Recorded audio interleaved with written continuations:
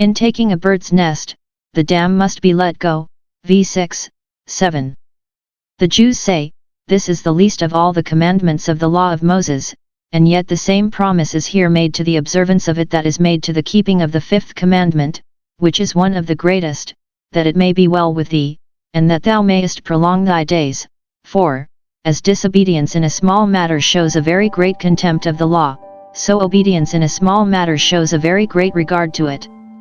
He that let go a bird out of his hand, which was worth 2 in the bush, purely because God bade him, in that made it to appear that he esteemed all God's precepts concerning all things to be right, and that he could deny himself rather than sin against God.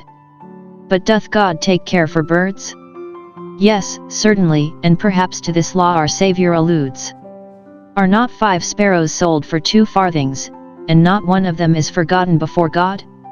This law forbids us to be cruel to the brute creatures, or to take a pleasure in destroying them.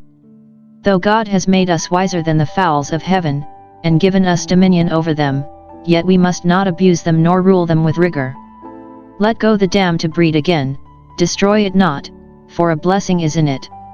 It teaches us compassion to those of our own kind, and to abhor the thought of everything that looks barbarous and cruel and ill-natured, especially towards those of the weaker and tender sex, which always ought to be treated with the utmost respect, in consideration of the sorrows wherein they bring forth children.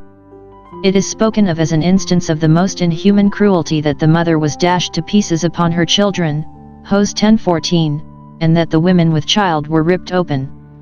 It further intimates that we must not take advantage against any, from their natural affection and the tenderness of their disposition, to do them an injury.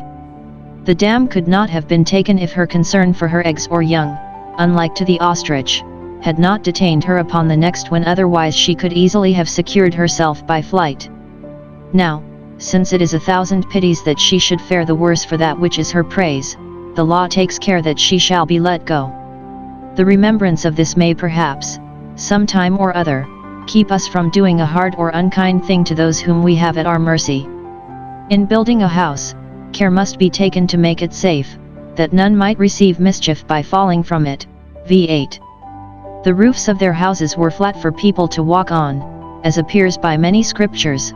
Now lest any, through carelessness, should fall off them, they must compass them with battlements, which, the Jews say, must be 3 feet and a half high. If this were not done, and mischief followed, the owner, by his neglect, brought the guilt of blood upon his house. How precious men's lives are to God, who protects them, not only by his providence, but by his law. How precious, therefore, they ought to be to us, and what care we should take to prevent hurt from coming to any person.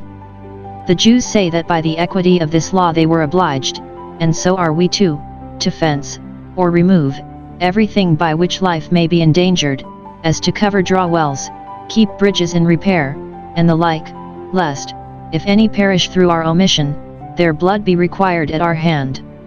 Odd mixtures are here forbidden. v9, 10. Much of this we met with before.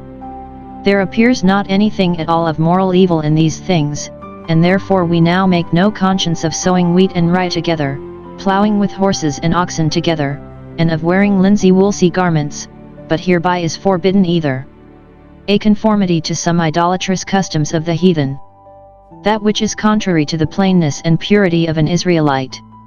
They must not gratify their own vanity and curiosity by putting those things together which the Creator in infinite wisdom had made asunder.